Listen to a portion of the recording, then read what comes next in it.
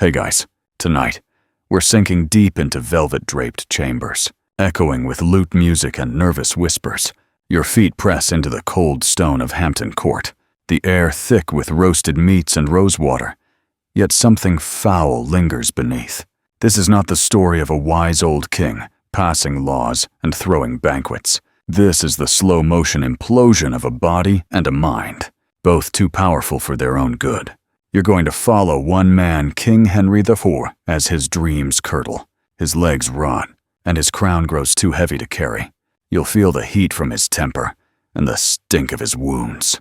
You'll glimpse the glimmer in his eyes fade as love turns to obsession, then suspicion, then open cruelty, and somewhere between the gold thread and the grave dirt, you might just start to wonder, was Henry ever in control? So, before you get comfortable, take a moment to like the video and subscribe, but only if you genuinely enjoy what I do here. Drop a comment telling me where you're listening from and what time it is.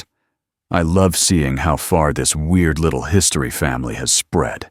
Now, dim the lights. Maybe turn on a fan for that soft background hum, and let's ease into tonight's journey together. You trudge down a candlelit hall toward the banquet chamber, and there he is, Henry Tudor. Not the bloated monster of later portraits.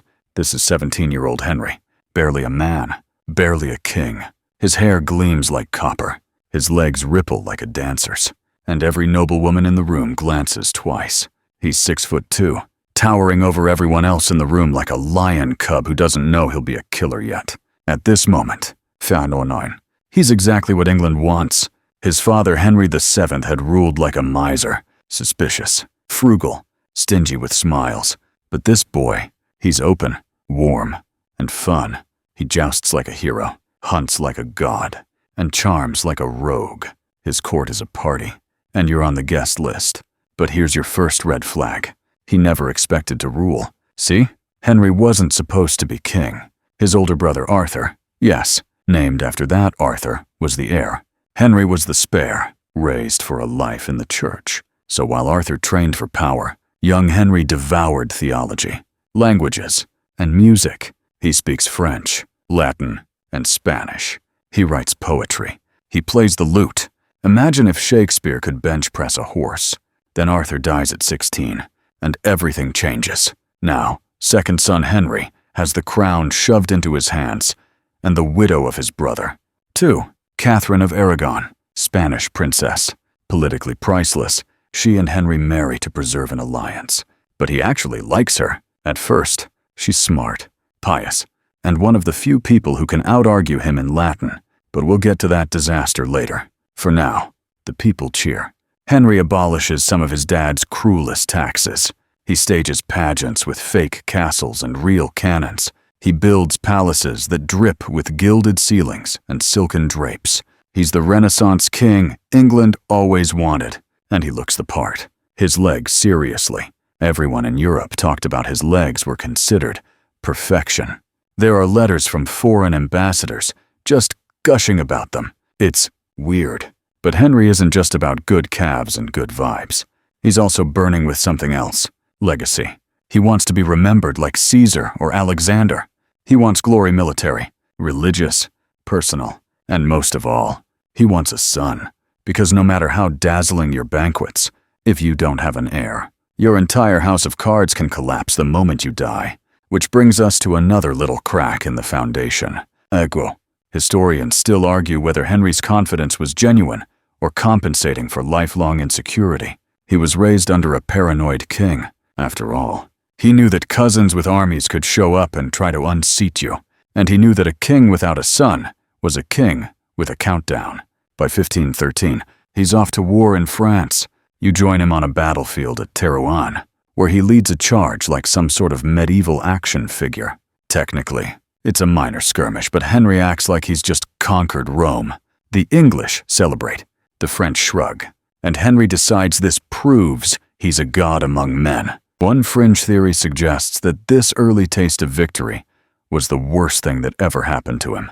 Why? Because it confirmed something dangerous, that he was always right. Back home, his court fills with poets, scholars, and flatterers. Nobody tells him no. The smarter ones, like Thomas Wolsey, know how to suggest things, but few dare correct him outright. And why would they? This is still the golden age of Henry. His face is unmarred, his body lithe. Catherine gives birth to a son, Henry, Duke of Cornwall, who sadly dies within weeks. A terrible loss. But at the time, everyone believes there will be more children. No one suspects the ticking time bomb under this marriage, except maybe Catherine. You see her praying longer, giving more to charity, whispering more earnestly with her confessors. She knows what you're starting to see. Henry may be the sun now, but he's also the storm cloud. By 1520, you're standing beside him at the Field of the Cloth of Gold, an absurd summit with France, filled with golden tents, fountains of wine, and wrestling matches between kings. It's a moment of supreme performance. Henry the pageant master, Henry the European power. And yet there's still no living son. So the charm cracks, the frustration simmers, and the man who once danced like a prince begins to walk like a thunderclap. The golden boy is still on the throne, but the glow is starting to burn. You blink, and it's a decade later, but the sparkle in Henry's eye has dimmed. Not gone, not yet, but dimmed. His crown still gleams. His palaces grow ever more absurd, but something inside him has started to twist. The parties have slowed. The music still plays, but now the notes feel sharp, suspicious. Why? Because his throne still has no future sitting on it. Still no son. Catherine, for all her intelligence and grace, has failed in the one role the Tudor court demanded most: mother. To a male heir. She's had at least 6 pregnancies. Only one child survives. A girl, Mary. And while Mary is healthy and whip-smart, she's not what Henry wanted, not what the country thinks it needs. A woman ruling England. Inconceivable. People whisper. Dangerous. Weak. But let's be real. Catherine didn't fail. Biology did, and perhaps Henry did, too. Historians still argue whether it was Catherine's fertility or Henry's own health that led to so many stillbirths. There's even speculation, whispered through corridors of Tudor scholarship, that Henry may have had a rare genetic condition, like Kell incompatibility, where incompatible blood types doom pregnancies.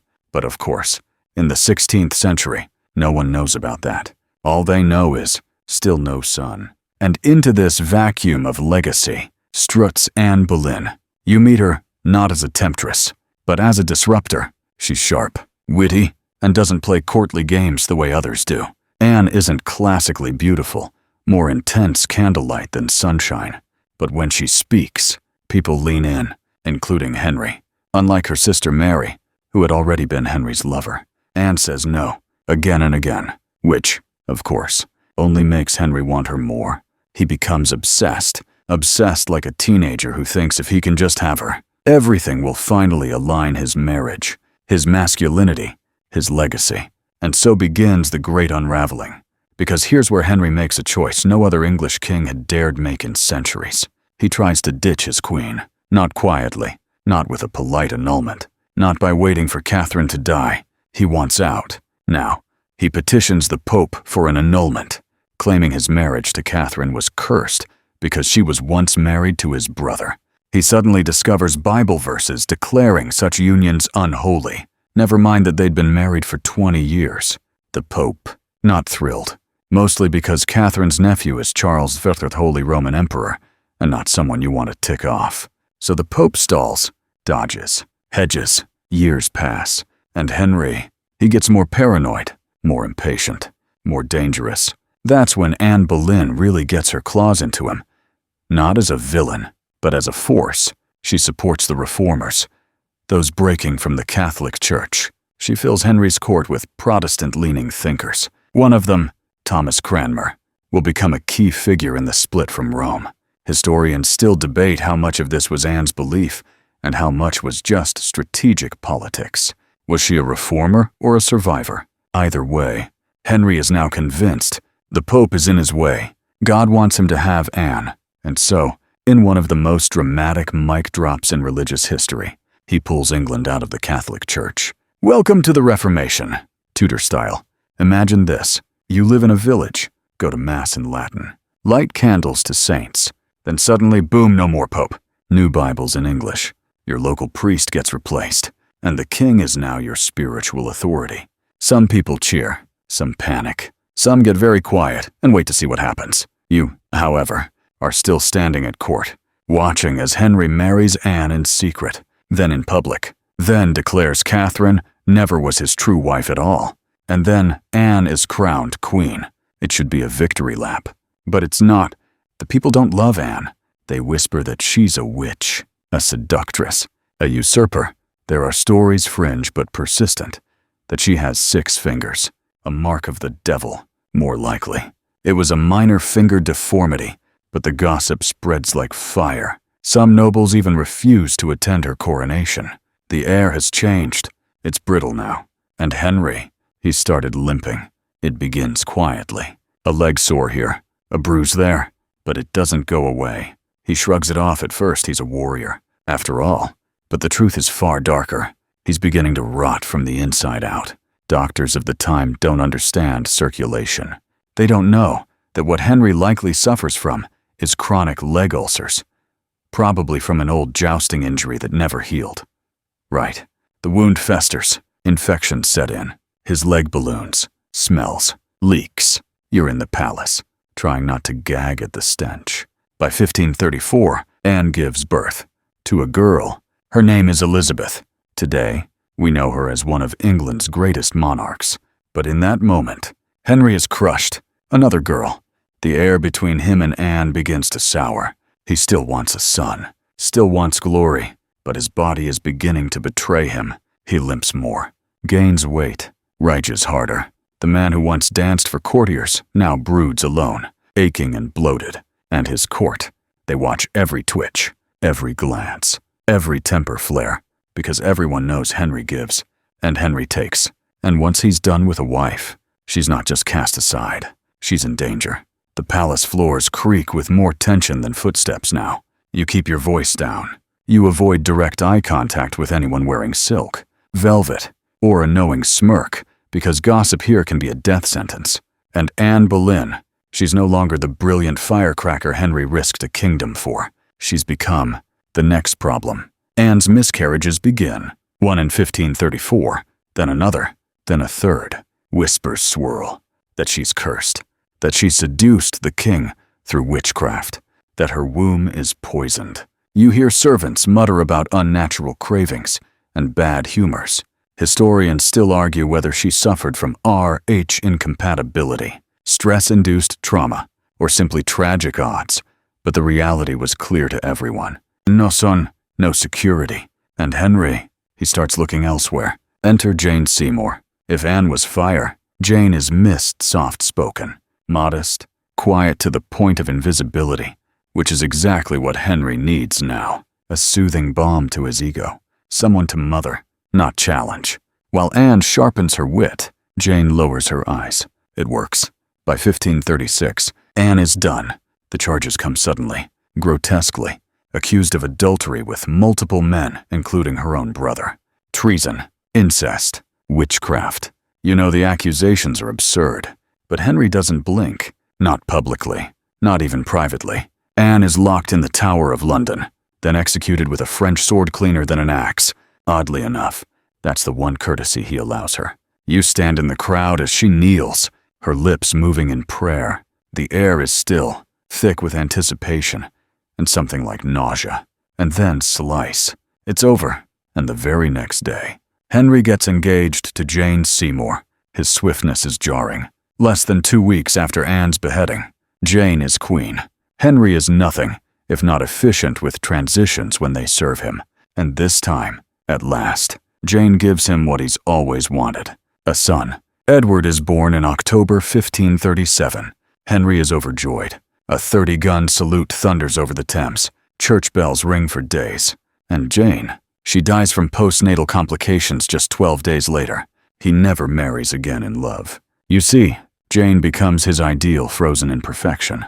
The obedient, quiet, sacrificial queen who gave him a boy and asked for nothing more. He mourns her genuinely, not with fits or outbursts, but with long silences and carefully preserved memories. She's the one he chooses to be buried beside. But even with Edward, Henry doesn't find peace. His body is deteriorating rapidly now. The leg ulcer won't heal. The pain is constant. He tries everything. Poultices, cautery, even primitive surgical lancing. Nothing helps. The infection keeps returning. It smells so foul that people avoid standing too close. You catch a whiff, and it's like meat left in the sun too long. Sweet, sickly, rotting. Worse, his mind is unraveling too. Paranoia sets in. He starts suspecting treason everywhere. Trusted advisors vanish. Even Thomas Cromwell, his most effective and ruthless minister, is executed after arranging a marriage Henry regrets. You remember that one? Anne of Cleves. She arrives from Germany looking nothing like her portrait, and Henry famously calls her the Flanders mare. Their marriage is annulled within 6 months, and while Henry isn't cruel to Anne of Cleves, she gets a pension, palaces, and is even called the king's sister. The episode proves something dangerous. Henry will change reality when it displeases him. At court, you learn to adapt instantly. Say one wrong thing, and it's not just your job. You could lose your head, and he's watching, always watching. Henry, once the golden boy of Christendom, is now swollen, pained, and filled with suspicion. His meals are vast now swans, boar, pious, sugared fruit, gallons of wine, but he rarely moves. His waist balloons to over 50 inches. He needs help mounting a horse, then abandons riding entirely. A mechanical lift must hoist him onto his throne, and still, he marries again. Catherine Howard is just a teenager. Henry is in his late 40s, obese, riddled with ulcers, and deeply insecure. Catherine is vibrant, flirtatious, and utterly unprepared for what marrying Henry truly means. She dances, she laughs, she giggles with young courtiers, and then she dies, executed for adultery, just like Anne. The charges may have been true, or at least partially. Historians still argue over whether Catherine's affairs continued after marriage, or were simply youthful indiscretions dredged up and weaponized. Either way, you feel the chill as her head rolls. Her ghost, they say, still haunts Hampton Court, screaming down the corridor the night before her execution. By now, Henry is fully consumed by rot. The leg wounds ooze continuously. Courtiers speak of a stench that fills every chamber he enters. He wears thick padded wrappings, which have to be changed daily. A physician records that the bandages sometimes stick so hard to the flesh, they must be soaked and pulled off like bark from a tree. You suppress your gag reflex. He trusts almost no one. He isolates himself. His moods swing violently friendly one moment, raging the next. One servant recalls watching Henry beat his own dog to death in a fit of temper. And yet, he still rules. The laws of succession are rewritten twice. England's church reforms continue, though more for political than spiritual reasons. His image remains strong in paintings, regal, broad-shouldered, powerful. But the truth behind the canvas, a man bloated by disease, poisoned by ego, and increasingly detached from the people and principles he once claimed to champion. And beneath all that, beneath the silk, the armor, the titles, you sense the fear. Henry is terrified of death, of being forgotten, of judgment, both divine and historical. So he builds massive tapestries, palaces, pageants. He revises his will obsessively, constructs tombs, orders a bronze effigy that he will never see, tries to outrun decay with marble and gold. But the leg keeps leaking, the wound gets deeper, and the smell never fades. You wake one morning to a strange quiet in the halls. No clanging of armor, no court musicians tuning lutes, just a slow, heavy hush, like the whole palace is holding its breath. Something's shifted, something inside him. You soon learn why. A courtier whispers, Henry's fevered again. The leg, yes, that leg has taken a turn. The ulcer won't close, and this time, it's leaking more than just pus. There's blood, dark, thick, uncoagulated. You hear someone murmur gangrene, and someone else make the sign of the cross. The royal doctors argue among themselves. As usual, historians still debate whether it was diabetes, Cushing's syndrome, chronic venous insufficiency, or syphilis, but whatever the diagnosis, it reeks, literally. The stench becomes legendary. You pass through Whitehall, and it clings to you like damp smoke. Laundry servants burn his sheets in desperation. Pages draw straws to see who has to carry the blood-soaked bandages to the furnace. Even the walls seem to lean away from him. But Henry keeps functioning just enough. He signs edicts with trembling hands, holds meetings while propped up on cushions, the royal crest embroidered in gold over oozing linen wraps. You're told not to look down, never look down, and yet, his mind is still sharp, dangerous, but sharp, which is where things take a darker turn. Henry starts watching everyone. See, he's not just sick, he's suspicious, and now, he has the tools to do something about it. The king's men, once loyal knights and stewards, are being replaced by whisperers. You don't know who they are at first. They dress plainly. They carry no swords. They're just always. They're listening. Henry has built a surveillance network far more advanced than most monarchs of his time. Merchants, monks, stewards, and stable hands anyone might be reporting back to the crown. Even servants polishing candlesticks in the chapel are trained to catch names and phrases. It's not paranoia if they really are out to get you. You learn to speak in fragments. A nod replaces a full sentence. A hand gesture replaces a question. Even laughter becomes suspicious. Are you mocking something? The king just said in another chamber. Best not to risk it. He tests loyalty in strange ways now. 1 week, he disguises himself, yes, disguises himself as a commoner, and wanders the taverns near Westminster, listening, lurking. He buys ale for sailors and listens as they grumble about taxes. One man calls him a bloated heretic in fancy robes. That man is found within a day. You don't hear what happened, but you never see him again. And it's not just random citizens. Trusted advisors are arrested mid-meal. Confessions are extracted by persuasion, by torture, or by simple convenience. After all, if the king believes it, it must be true. Cromwell, once the architect of Anne Boleyn's downfall, learns that lesson too late. Henry regrets his marriage to Anne of Cleves, the one Cromwell arranged, and suddenly, the charges fly. Corruption, treason, whatever's handy. Cromwell's head rolls in 1540, and with it goes one of the last men who ever truly understood Henry. From then on, Henry rules in isolation and fear. Even his fifth wife, Catherine Howard, is pulled into the spiral. You remember her young, flirtatious, practically still a girl. She's accused of adultery, and it's said that when she's arrested, she runs down the hall screaming for Henry, banging on the chapel doors. He never opens them. You're not even surprised anymore when she's executed.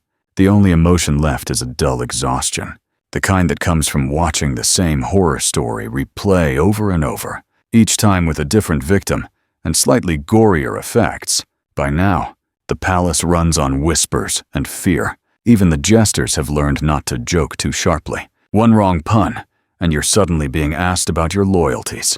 You speak like someone tiptoeing through broken glass while blindfolded. And the king, he rarely leaves his chambers. When he does, it's with great effort and always shrouded in layers of fur, perfume, and silks, as if masking decay with splendor might delay judgment. But no one escapes time. Henry's bloated form requires a mechanical contraption to lower him onto his horse when he still tries to ride. Eventually, he just stops. His waist surpasses 54 inches. His legs can barely support him. He sits through meetings in a specially reinforced chair, one that creaks ominously each time he shifts. Even then, you might still underestimate how grotesque things have become until you catch sight of the royal laundry and notice the stains. Blood, so much blood, and whatever else leaks from a wound that no longer even attempts to heal. Servants tasked with tending the leg wear, scented cloths tied around their faces. You hear one joke, whispered, and immediately regretted. His Majesty could command armies, but not his own knees. And yet, there's still the illusion of order. Court still convenes, letters still arrive. Foreign ambassadors are still greeted, though often from a distance. With the king seated in shadowed corners, they bow, smile politely, and write back to their monarchs about the smell. One Spanish envoy notes that he struggled to speak, for the aroma was of decay and vinegar. But Henry, he pretends not to notice. Instead, he doubles down on legacy, builds his tomb, commissions portraits, where his chin is defiantly square, his shoulders proud, his gaze like a lion's, a master of optics to the end. And in this twilight, a question begins to take shape. Is Henry still the king, or merely the husk of a man once adored, now feared? You look around the court and realize no one knows. They just keep bowing. You don't notice the change at first. Not in the grand halls, not in the gilded thrones or the crimson tapestries, but in the smaller things. There's less laughter in the kitchens, fewer footsteps on the marble floors. The musicians stop rehearsing. The hounds are quieter, leashed tighter. It's as if the entire palace is dimming, inch by inch, like a candle burning down to its final flicker. And at the center of it all is him, Henry, still breathing, still ruling, technically. But he doesn't walk now. He doesn't even hobble. He's wheeled through corridors like a relic on parade, barely nodding at those who kneel. His robes are larger, heavier, more decorative, as if the more gold he wears, the less people will focus on the stench seeping from his legs, which, by now, require multiple cleanings a day. You overhear a physician whisper the words, necrotic tissue, before he vomits into a fire bucket. This is the part of the story no one paints. The flesh on his calves and thighs bubbles, bursts, reforms. Some say his ulcers are so deep you can see tendon. One surgeon supposedly fainted mid-dressing. Even loyal servants now refuse to sleep in adjacent chambers. And yet somehow he keeps planning his legacy. You witness him ordering the completion of the great tomb he'll share with Jane Seymour, the only wife who gave him a male heir. Never mind that it's unfinished. Never mind that Jane's marble effigy remains wrapped in cloth, awaiting the king's demise. He dictates funeral details. 2 Windsor, St. George's Chapel, black horses, velvet banners, Latin choirs. He wants trumpets and poetry and absolute silence from his enemies. Because yes, he's still convinced he has them. Even now, at the edge of death, he's certain they're watching, waiting for him to blink. Historians still argue whether this obsession was the result of actual threats or the withering mind of a monarch whose world had shrunk to 4 echoing walls and a leg that oozed like a swamp. But then, the death happens, and it's horrible. Not quick, not peaceful, not a soft sigh as the soul departs. No, Henry's body fights itself. One court chronicler, likely Edward Hall, writes that the king became greatly distempered. Another, John Fox, describes how his corpse swelled marvelously. Some said his stomach burst before the funeral. Others claim the coffin gave way during transport. You hear the servants whispering. It exploded. Here's how they tell it. Henry's body, bloated from decay and embalming gone wrong, was sealed in a heavy lead-lined coffin. He was meant to be laid in state at Whitehall, then taken by procession to Windsor. But during the journey, perhaps due to the heat, or pressure, or divine retribution, the coffin cracked open. Not cracked, burst. Dark fluid spilled onto the floor of the carriage, the velvet soaked. A corner of the royal drapery stained brownish black. One legend claims the procession was halted. Another says they kept moving, too horrified to speak.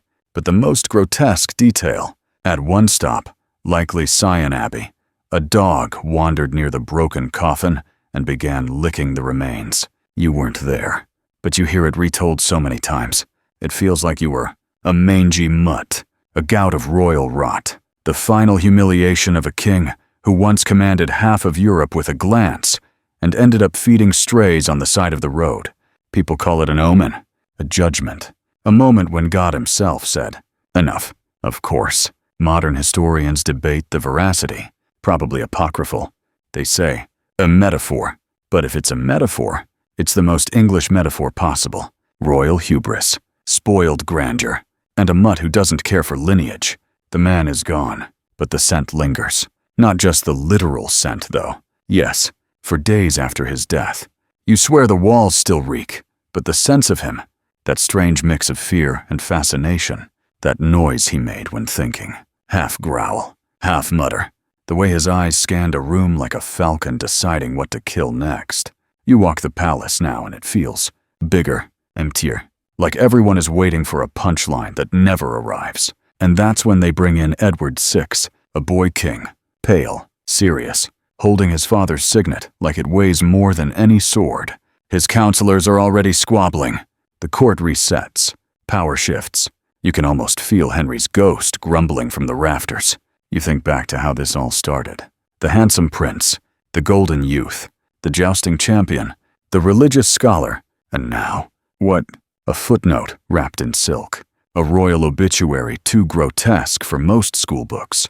But that's not the end, because even dead, Henry continues to haunt England. Laws he passed remain on the books. Churches he destroyed never rise again. The break from Rome changes centuries of history. His children, Mary, Elizabeth, carry on his legacy, for better or worse. Every time you hear the word Reformation, you remember his sweaty, swollen hands scribbling proclamations between doses of laudanum. And every time you see a royal wedding, you think, at least that one survived. The truth is, Henry VIII wasn't just a man. He was a moment, a warning, a slow-motion implosion dressed in ermine and jewels, a king who rotted while ruling, and ruled while rotting. And in the end, he exploded, literally. You step back into the aftermath, where the dust has barely settled, but the echoes linger loud enough to rattle your bones. The court reels from Henry's grotesque demise. The smell still haunts the halls, a mixture of decay and something darker, like the weight of all the secrets he took with him. You can almost see the courtiers shifting nervously, clutching their letters and alliances like life rafts on a sinking ship. Now, the boy King Edward VI takes the throne, a pale, fragile shadow of his father. You watch as the ambitious nobles circle him like vultures, each eager to steer the kingdom in their preferred direction. The religious pendulum swings sharply now. Gone are the days of Henry's unpredictable shifts between Catholicism and Protestantism. Edward's reign is a zealous push toward Protestant reforms, and the country feels the tension rise like a storm on the horizon. Remember that time when Henry VIII dissolved the monasteries? Yeah, that's Edward's doing, amplified, and with a fervor that shakes the very foundation of English spirituality. Historians still argue whether Edward was a puppet or a true believer in these changes. You lean in, catching whispers of court intrigue, plots, betrayals, and a country unsure of its soul. Meanwhile, the common folk whisper about the rotting tyrant, whose shadow still darkens the land. Some say the smell never fully left the palace. Others claim the explosive coffin was a divine sign. You're left wondering how one man's life, filled with grandeur and horror, can shape the fate of millions long after he's gone. But life doesn't pause. New kings and queens rise. Wars ignite. And England marches forward forever, marked by the man who ruled with an iron fist and a failing body. You find yourself in the swirling chaos that was Henry's marriage carousel, 6 wives, each a chapter of scandal, tragedy, and political chess played on the most brutal of boards. As you step closer, the stories unfold not just of love and loss, but of cold calculation and dark obsession. Take Catherine of Aragon, the first queen, who held the king's favor for years, only to be cast aside when she couldn't give Henry the male heir he craved. You can almost hear her sorrow in the silence of her final days, exiled from court and forbidden to see her daughter marry. Historians still argue whether Henry's break from Rome was truly about faith or simply a desperate bid to remake his marital fate. Then there's Anne Boleyn, whose dazzling charm disguised a nightmare of paranoia. Henry's obsession with her twisted into a deadly game. Imagine the horror as she was forced to watch the execution of her own brother and close allies, an unbearable punishment meant to shatter her spirit before her own beheading. The whispers suggest Henry's accusations were more fantasy than fact, a reflection of his growing mental instability. And don't forget Jane Seymour, the favorite who died, giving birth to Henry's only legitimate son, Edward. The king's mourning was brief, though he was already eyeing his next bride before Jane's funeral had even cooled. You might chuckle at the story of Anne of Cleves, the ugly duckling of the bunch, whose marriage to Henry was annulled so swiftly that she escaped execution, becoming one of the few to live comfortably post-divorce. It's almost like a medieval version of, "It's not you, it's me." Through all this, Henry's wives weren't just queens. They were pawns, scapegoats, and victims of a man whose paranoia and desire for control knew no bounds. It's a brutal reminder that behind every crown lies a story far messier than textbooks admit. You step into the cavernous kitchens of Henry's court, where the smells of roasting meats and spices should evoke warmth and comfort. But for Henry VIII, dining was anything but simple. His appetite was legendary, the stuff of gluttonous legend.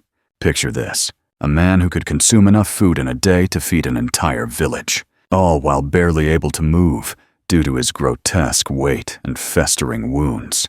5,000 calories a day might sound like a fitness fanatic's dream, but for Henry, it was his reality, double what an average active man might need. And that's before you consider the medieval context, where obesity was rare and mostly frowned upon. Yet, Henry's daily meals included whole roasted pigs, multiple chickens, heaps of bread, fish in vast quantities, and enough wine to drown a small boat. The royal kitchens employed over 200 staff working tirelessly to prepare an astonishing 800 dishes each day just for the royal household. You can almost hear the frantic clatter of pots and the endless chopping echoing through the halls. But the true oddity wasn't just how much he ate. It was his bizarre beliefs about food.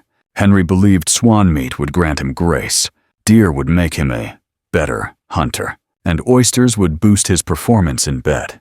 These medieval superfoods became obsessions, consumed in huge quantities, as if they held magical powers. Historians still debate how much of this was superstition versus a genuine attempt to control his declining health through diet. Paranoia infiltrated even his meals. Food tasters sampled every bite first, waiting 30 minutes to ensure no delayed-acting poison would take Henry down. His dining rituals stretched into theatrical performances, lasting hours, with hundreds of courtiers watching the enormous, decaying king consume enough to rival a small feast. Ironically, the very foods Henry banned were the humble staples, like turnips and barley considered beneath his royal dignity, but arguably better for his health. Despite his failing body, Henry's appetite never wavered. The king's gluttony wasn't just a quirk, it was a desperate, doomed attempt to assert control over a body spiraling into ruin. You wander through the shadowy corridors of Henry's palace, where paranoia thickens the air like a dense fog. By his later years, the king's mistrust had turned his kingdom into a surveillance state that would make Orwell proud and maybe a little scared. Every whisper could be a threat, every glance a potential betrayal. This wasn't just a king guarding his crown. This was a man who couldn't trust his own shadow. Imagine Henry sleeping with loaded crossbows nearby and daggers stashed under his pillow, armed guards posted right inside his bedchamber to keep watch through the night. You'd think that would be enough. But Henry didn't stop there. Secret passages threaded through every palace, allowing the king a quick escape if assassins appeared.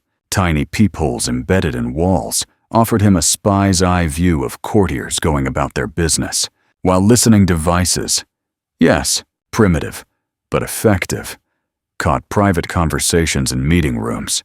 His paranoia wasn't just about self-preservation. It was a psychological stranglehold on everyone around him. Henry's network of spies wasn't just a simple watch. It was a tangled web of informants spying on other informants. No one knew who could be trusted, not even the king's closest allies. Nobles eyed one another with suspicion. Servants betrayed masters for imagined rewards. And the court became a hive of fear and betrayal. You might call it the original Big Brother. Centuries before Orwell penned his dystopia, food paranoia matched this surveillance obsession. Kitchens were sealed off, cooking watched by guards at every step, from the salt and spices to the water used. Every ingredient underwent rigorous testing by different tasters, making mealtime a military operation. You can almost picture the chef sweating over pots, fearing that one wrong spice might end them all. Even Henry's children weren't spared his suspicion.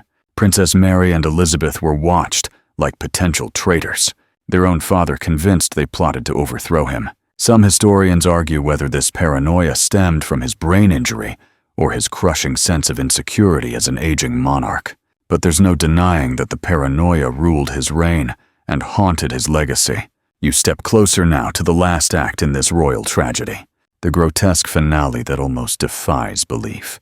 By the time Henry VIII was in his final weeks, the man was utterly incapacitated.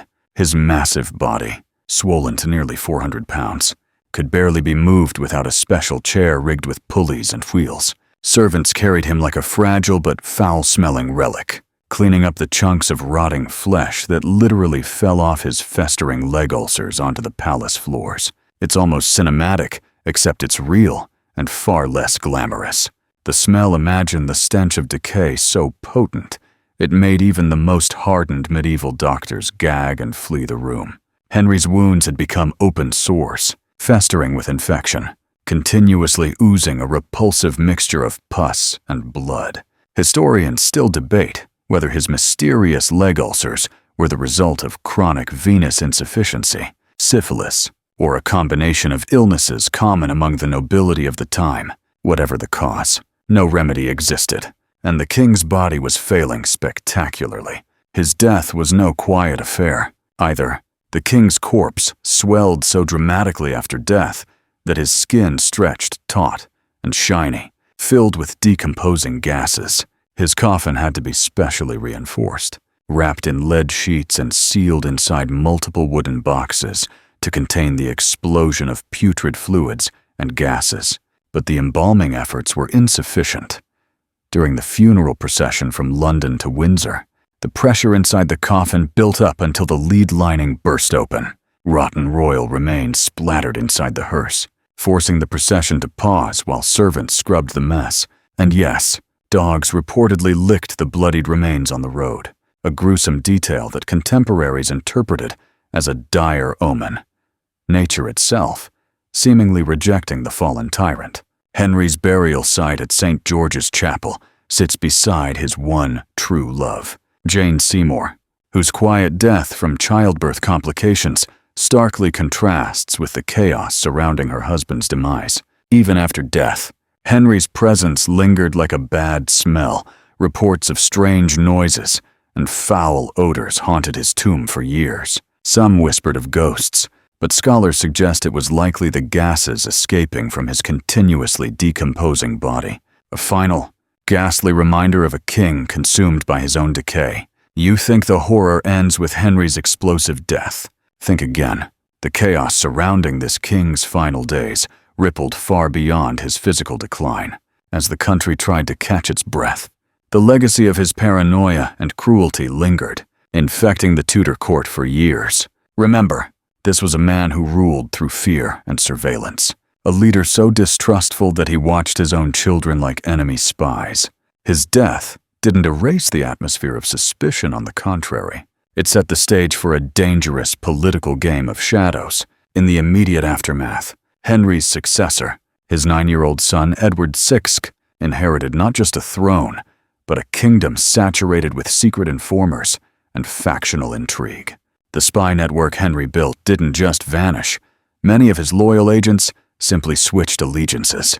Eager to curry favor with the new regime, courtiers still whispered about the vanished nobles who had disappeared under Henry's rule, their fates sealed by mere suspicion or royal dreams of betrayal. Historians still argue whether Henry's extreme paranoia was a personal illness or a calculated political tool. Was it the head injury from his jousting accident warping his mind, or a chilling strategy to maintain absolute control? You're left to wonder how much of this terror was driven by genuine fear and how much by sheer power or hunger. The psychological scars Henry inflicted weren't limited to the nobles. His wives endured unimaginable torment. Think about Anne Boleyn's harrowing final days, forced to watch innocent men, including her own brother, executed under false accusations, or Catherine Howard, barely a teenager, condemned for her past and trapped by a king who rewrote laws just to punish her. Their fates reveal a disturbing truth. Under Henry's reign, marriage was a perilous trap, not a sacred bond. Still, amidst this darkness, glimpses of Henry's humanity flicker. The lavish banquets, the nightly jousts, the genuine grief for some lost loves remind us that this was a complex, flawed man. But complexity doesn't erase the trail of broken lives and ruined bodies he left behind. You might think the king's infamous appetite was just royal indulgence, but it was something darker, a desperate attempt to stave off decay. Picture this: massive feasts spread across long banquet tables, groaning under the weight of roasted boars, whole fish, and endless platters of bread and pies. Henry VIII consumed upwards of 5 kilocalories daily, more than double what most men needed. Yet his body betrayed him with every bite. His meals weren't just about quantity, they were rituals steeped in superstition. Henry believed swan meat would grant him grace, oysters would enhance his virility, and deer would boost his hunting prowess. Imagine the royal kitchen, a frenzy of over 200 staff, preparing more than 800 dishes daily, each sampled and scrutinized by the king and his paranoid food tasters. Yes, tasters who risked their lives waiting to see if the king's meal was poisoned, because Henry was convinced assassination attempts lurked in every crumb. Historians still debate whether Henry's binge eating was driven by the Cushing's syndrome, possibly triggered by his brain injury, or if it was psychological, a compulsive quest for control in a life spiraling out of hand. The grotesque irony, as he gorged himself, his body was simultaneously rotting from untreated leg ulcers that reeked so badly, courtiers held perfumed handkerchiefs over their noses. The same man who devoured lavish feasts could barely hobble across his chambers, carried on specially designed wheeled chairs. In a twist of royal absurdity, Henry banned common foods like turnips and barley from his court, deeming them unfit for a king, even though these humble staples might have done wonders for his health. Instead, he indulged in mountains of meat and sugar, pushing his body further toward collapse. And as you watch this medieval monarch gorge himself in slow motion, the scene takes on the feel of a tragicomic play where gluttony and decay dance hand in hand, and the throne feels less like a seat of power and more like a death trap. By now, you're probably wondering just how deep Henry's paranoia ran. And trust me, it was deeper than the Tower of London's dungeons. Imagine living every day under the gaze of a king who suspected even his own shadow was plotting against him. Henry VIII's reign was less a royal court and more a spiderweb of spies, informants, and secret tunnels turning his kingdom into a surveillance state long before Orwell put pen to paper. Henry didn't just rely on his nobles or trusted advisors. He commissioned a sprawling network of spies that included merchants, clergy, and even servants. Anyone could be an informant. Anyone could be listening. The king's paranoia was so intense that he sometimes sent agents disguised as commoners into taverns just to overhear idle gossip. And if someone was caught speaking ill of the crown, they could vanish overnight. Historians still argue whether Henry's espionage was a clever political tool or a symptom of his deteriorating mental state. Either way, his court became a living nightmare. Nobles no longer trusted each other. Servants snitched for imagined rewards, and fear clung to every corner like a damp, suffocating fog. The psychological toll was immense. One wrong word could lead to torture, imprisonment, or death. In his private chambers, Henry's paranoia showed no mercy. He slept with loaded crossbows within arm's reach, daggers tucked under his pillow, and armed guards stationed at his bedside. Even the palace walls weren't safe. Secret passages and peepholes let him spy on courtiers, and listening devices hidden in meeting rooms recorded every whispered conversation. Food preparation was a military operation. Kitchens were sealed off, every ingredient tested, guarded like a fortress against poison. Henry's paranoia didn't spare even his children. Princess Mary and Princess Elizabeth were watched closely, suspected of conspiracies against him.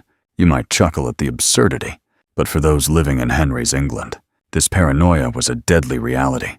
The king's mind had become a labyrinth of fear, where trust was a luxury no one could afford. As the years dragged on, Henry's body betrayed him as cruelly as his mind did. By the time he reached his final days, the once powerful monarch had become almost unrecognizable, a grotesque shadow of his former self. Trapped inside a decaying prison of flesh and pain, you might think a king's death is a grand, dignified affair. But Henry's final act was anything but. His legs, ravaged by chronic ulcers, wept pus and blood continuously, making every movement excruciating. Servants had to carry him everywhere in a specially designed chair fitted with pulleys and wheels, because even shuffling across a room was nearly impossible. Pieces of rotting flesh would sometimes fall off as he was moved, leaving a trail of decay in his wake, a detail that sounds like a scene from a horror film, but was painfully real. Henry's body swelled to grotesque proportions due to internal infections and fluid buildup, stretching his skin taut and shiny. The stench was so overwhelming that even his doctors, accustomed to the era's gruesome medical realities, often fled the room to vomit. No one wanted to be the one to declare the king dead. So terrified were they of being near his decomposing form. Then came the most infamous moment. Henry's coffin literally exploded. Yes, exploded. The gases from his decomposing corpse built up so much pressure inside the sealed lead coffin that it burst open during the funeral procession from London to Windsor. Rotting remained splattered inside the hearse, forcing attendants to pause and clean up the horrific mess. Witnesses even reported dogs licking up the leaked blood and tissue on the road, a grim image that must have felt like divine retribution to many. Historians still debate how much of this story is true, embellishment, and how much is fact. But contemporary accounts by chroniclers like Edward Hall and John Fox give it weight. The coffin's massive size required multiple attempts to bury, and the soil at St. George's Chapel struggled to hold the enormous weight, making the burial itself a monumental challenge. Even after death, Henry's legacy was one of chaos, decay, and fear. Servants who handled his body reportedly fell ill and died, likely from infections caught from his festering wounds. The tale of England's most infamous king ends not with regal dignity, but with an explosive reminder of the man's monstrous decline, both in body and mind. Now, as you lean back and let your eyes grow heavy, imagine the heavy silence settling over St. George's Chapel, where Henry VIII was finally laid to rest. Next to him rests Jane Seymour, the only wife he ever truly loved, a fact that somehow adds a bittersweet note to the story of a man known for 6 marriages and endless turmoil. You can almost feel the weight of history pressing down on that quiet stone chapel, a place holding the secrets of a king's rise and catastrophic fall. In his final years, Henry was more than just a king. He was a symbol of paranoia, madness, and the destructive consequences of unchecked power. His journey from a charismatic, athletic young monarch to a bloated, fearful tyrant is a grim reminder of how power and illness can unravel even the mightiest of men. You've walked through the shadowy corridors of his mind, seen the twisted court intrigues, and witnessed the slow decay of a once great ruler. Historians still argue whether Henry's physical ailments, like diabetes, syphilis, or Cushing's syndrome, were the true cause of his mental decline, or if his paranoia stemmed more from the pressures of his reign and personal losses. And while we may never fully unravel the mysteries of his madness, his life story continues to fascinate, horrify, and teach us about the fragile nature of human greatness. So, as you drift off, think of Henry VIII not just as a tyrant who exploded in his coffin, but as a deeply human figure, flawed and vulnerable, struggling with pain and fear just like anyone else. The echoes of his reign still ripple through history, reminding us that behind the crowns and thrones, kings are just people, too. Thanks for joining this journey into the darker corners of history. Sweet dreams.